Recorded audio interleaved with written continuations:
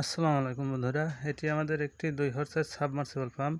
তো পাম্পটার সমস্যা হচ্ছে এখানে লেয়ারটা অনেক নিচে চলে গেছে। আমাদের মোটরটি আছে 50 ফিট নিচে, লেয়ার চলে গেছে তারও নিচে। এই কারণে মোটরটি ঠিক থাকার পরেও পানি উঠছে না। এজন্য আমরা এই যে আরেকটা পাইপ নিয়ে আসছি। এখন আমরা আরেকটি পাইপ জোড়া দিয়ে দেখব পানিটা ওঠে কিনা। তার জন্য আমরা এখন পাইপটি লাগাবো। এই যে আমাদের পাইপ লাগানো শুরু হলো।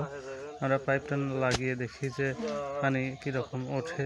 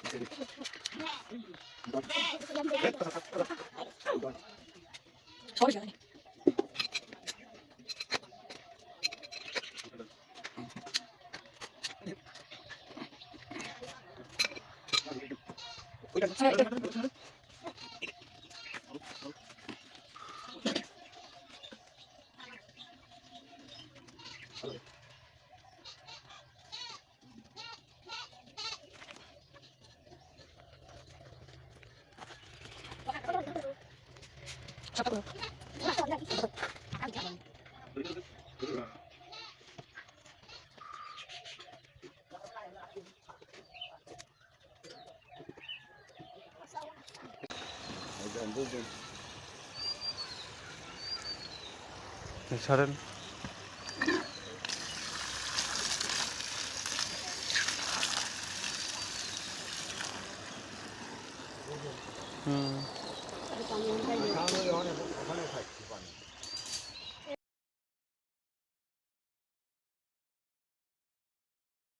আমাদের পাইপ লাগানো শেষ। এখন আমরা মোটরটি চালু দেব, দেখব পানিটা ঠিকমতো ওঠে কিনা।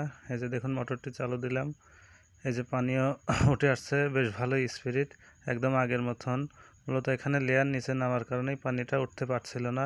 একটি পাইপ লাগিয়ে দেওয়ার কারণে লেয়ার পাওয়া হয়েছে, এখন পানিটি বেশ আগের মতোই উঠছে।